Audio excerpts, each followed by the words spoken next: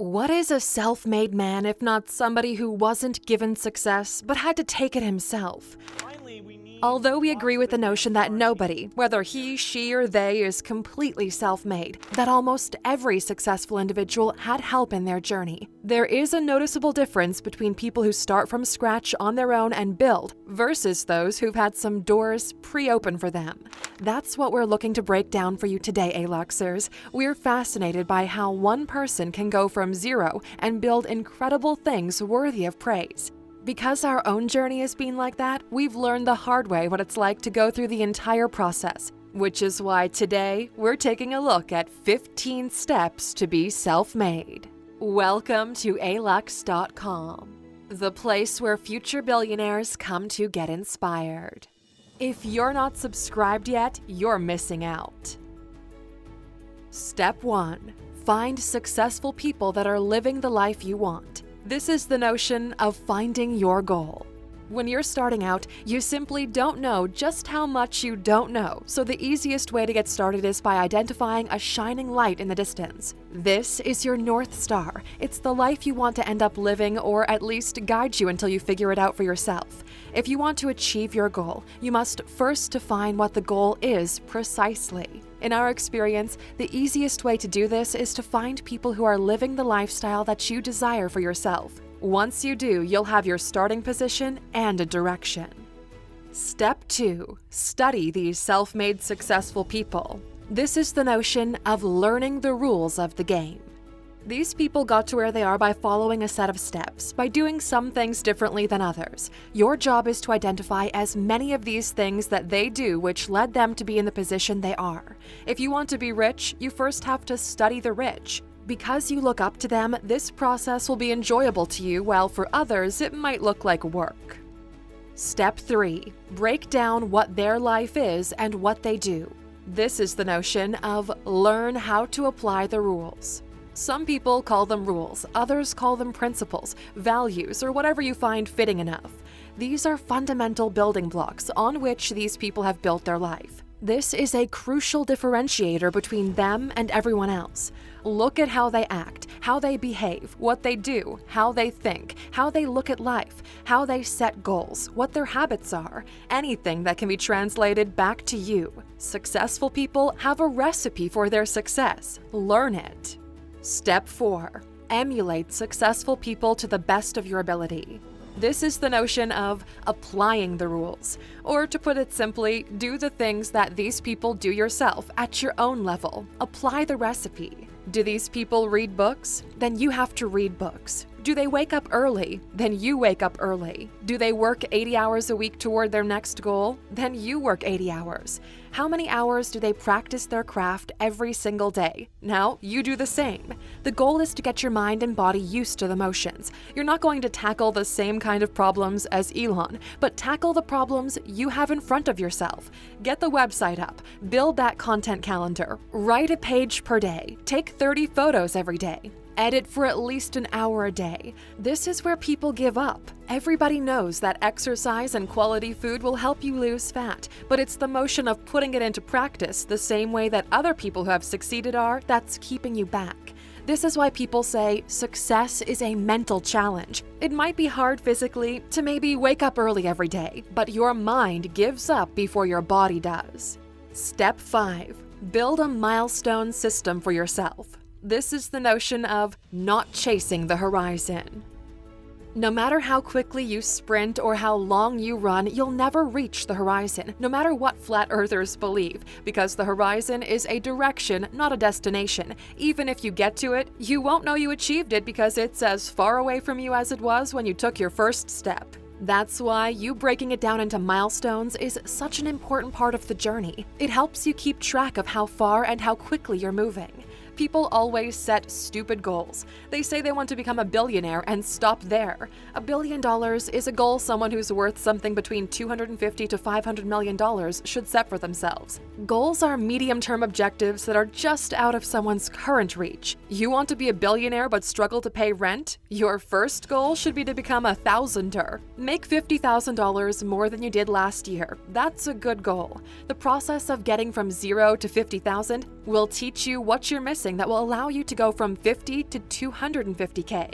Your long-term objective should never be a number. Instead, have it be a version of reality that you are fulfilled with. Because then you're just playing a game of how big is my number, and there's always going to be a higher number than the one you set first. We've read every book on goal setting for our next course, Goal Mastery, and we're shocked by the triviality of the information and the lack of concrete advice. People don't want or need mumbo-jumbo crystal magnets for success. They want to know how they can get to a point where they don't have to worry about bills, so they can finally focus their energy on growth. This is why the course is late, Aluxers. Everything out there is 80% bullshit or super basic stuff like writing down your goals, and we don't want to release yet another one just to have a quick money grab, because that's not what we do. If you're going to pay your hard-earned money for something, we feel responsible to deliver more value than you paid for. Otherwise, it's just a scam. So thank you to those who are patiently on our waiting list at Alux.com/goals. We're working hard to make the wait well worth it. Number 6, embrace the boring. The boring stuff will take you to where you need to go. No matter what you want to do, it will take time. We wish we could tell you there is a secret method to get things done quickly and effectively, but there just isn't. Your creativity, your drive, your intellect, these are all just multipliers to the boring things you have to do every single day. Changing your life takes time because it requires you to keep changing small things about yourself and sticking with them for extended periods. Money, wealth, success, health, even happiness are very much time-consuming efforts. It takes effort to solve the problem of making money. It takes effort to get into shape. It takes effort to be happy. Effort means doing things that are outside of your comfortable self. Your only job is to not allow that pesky demon you have in the back of your mind who tells you, "You've done a great job so far, you can take the day off," to shut up. Screw that demon. Step 7. You become a builder. Self-made people are always builders. They build their life. They build businesses. They build things that have value. In order to be great in life, you need 2 things. 1, to know how to build. 2, to know how to sell. But the first one is a lot more valuable than the second, at least in the long term. Think of the people you identified earlier today and just how much they've been able to build. Now think about that lifestyle you said you want for yourself. What would it take to build that? You don't start with the entire home. You build the foundation, build the structure, build the roof, put in the walls. You see, Aluxers, everyone loves a beautiful and comfortable home. But while your eye is drawn to the furniture or the smaller details, you are not there to see the hard work that went into the structural beams and the digging that's been done to have the foundation put in place. That's the very same with life. Step 8. Push yourself. In our experience, self-made people have this second gear in their brain that they can turn on if they have to. Do you know how many times we wanted to procrastinate? To say we've come far enough. How many times our minds went into that very familiar mode of, this looks hard, time-consuming, and I don't really feel like it. That's when you push that button. That's when you go into second gear, the one that makes you put in the work despite not feeling like it. Progress is done in the days you wanted to skip.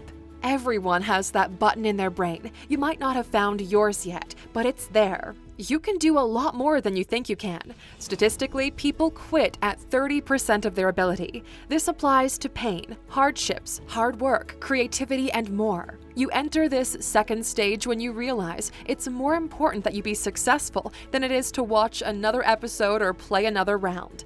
Find that button, push it on the days you don't feel like putting in the work, and that is how you'll make something of yourself.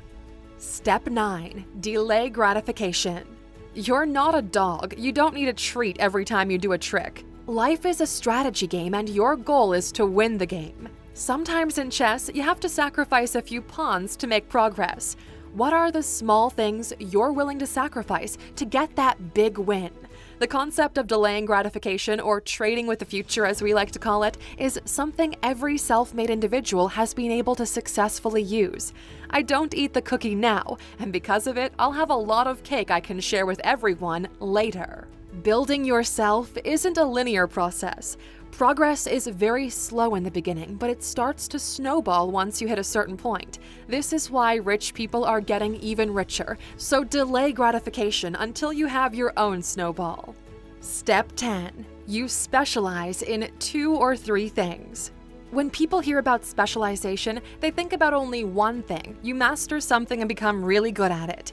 This used to work in small communities where you would basically dominate your small local market. The best shoemaker got all the customers, the best baker sold the most bread, and so on. Then came the internet, and you're no longer competing with just the folks around you. In order to have a competitive advantage, it's no longer enough to be really good at one thing. Being really good at a single thing makes you a valuable and hard-to-replace employee, but being really good at 2 or 3 things allows these skills to be leveraged one on top of the other. Self-made doesn't mean every single thing you do yourself. Self-made means your skill set is enough to carry you into the future that you want. You need to understand that it's no longer enough to be really good at just one thing. The trifecta when it comes to a winning strategy is as follows. 1 skill that allows you to build something of value. 1 skill that allows you to communicate or relate to other people why it's valuable. And 1 skill that allows you to expand yourself from a creativity perspective. This is the part where we would have loved to recommend a book that goes into detail, but we haven't read or even found one in our research. The closest we came to is Malcolm Gladwell's Outliers book. He's the guy who made famous the idea that it takes 10,000 hours to master anything. Outliers is one of our favorite books, and you can get the audiobook for free if you go to Alux.com/freebook right now, and this is the first time you sign up. Our friends at Audible have got you covered. Step 11. You reinvest strategically. This step builds on top of everything you've learned so far. Many people make mistakes at this point, so we recommend you pay attention. To simplify it, we'll use a metaphor. Let's say you live somewhere extremely cold and need wood to keep you and your family warm. The smart person goes out and cuts 2 trees. 1 to keep the current fire going, and 1 you save up on the side. The side one is just as important as the main one. This mistake people make is they ignore one of the 2. Stop putting wood on your main fire and soon you'll die of hypothermia. Not have enough reserves or a safety net, and when, not if, when the hard times hit, you'll at least have a fighting chance. Self-made people focus their efforts on the main thing they're building, but some of the outcomes need to be separated into a safety net outside of the main one. Step 12. You hire people to do things you find boring or hard. By now, you've specialized and are incredibly good at some things. These are the big moves that push you further in life. But the road isn't as even as you would expect. There are time-consuming tasks that you probably dread. When you're doing the things you're good at, time is irrelevant. You're almost having fun doing it. What for others looks like hard work, for you is basically play. That's where you thrive. Do that. Then find people who enjoy or at least are good at doing the things you shouldn't be doing yourself. Successful self-made people always build strong teams around them. Step 13. You constantly dream bigger and are on to the next level. We're going to tell you a secret from the future. The hunger never goes away, you just want better food. The moment you hit a milestone, new doors open up ahead, filling you with excitement. What else can I do? Holy shit, if I do this, I might be able to do that. If you fall in love with the process, with the journey, very much like an addict, you're no longer competing for survival. You're competing to see how far you can take it. You're like Michael Jordan trying to constantly top himself.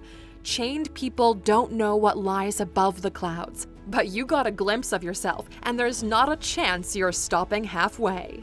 Step 14. You don't give up. You adapt or adjust. One of the biggest traits of self-made individuals is their determination to never quit. Here's one of the greatest examples of all time. Here's a teary-eyed Elon Musk talking about how his 3rd attempt at spaceflight failed and all his idols turned against him and told him he should just pack up and go. I don't ever give up. I'd have to be dead or completely incapacitated.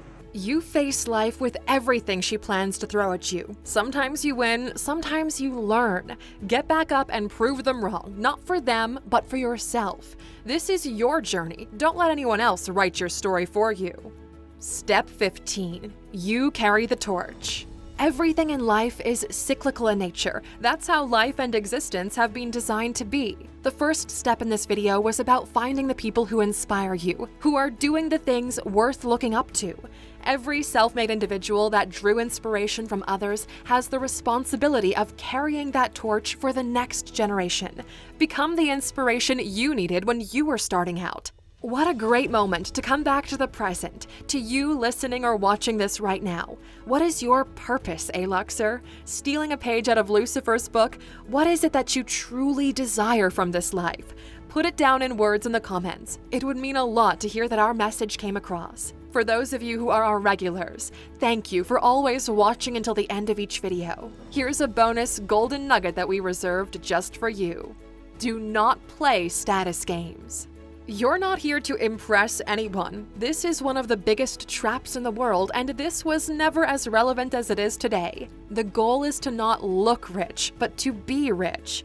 The goal isn't for other people to think that you're happy, but to be happy. Do not worry about what other people think of you or where you're going. They're not going in the same direction anyway, so it's not like you're going to meet them when you hit your destination. You want other people to know you're doing well? Believe me, they'll notice without you having to lift a finger. For them, you not caring about what they think of you is a cultural shock. A culture breathing by constant hits of endorphins and feedback loops we're getting mainly from social media, but also our peers.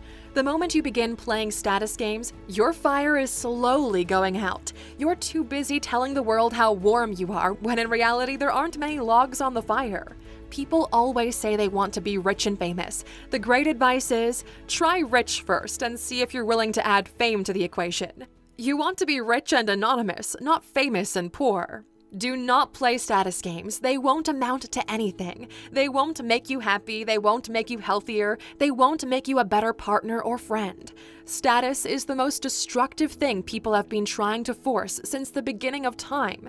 We're expecting this message to hit the right people, those of you who will be really happy, fulfilled, and successful, while everybody else will be too busy faking it. If the bonus point hit you differently, please write the word status in the comments next to today's answer. That way, we know you're not interested in playing status games, and instead, you're here to help yourself be better than the person you were yesterday. And because of the effort you've made today, the world is slightly better.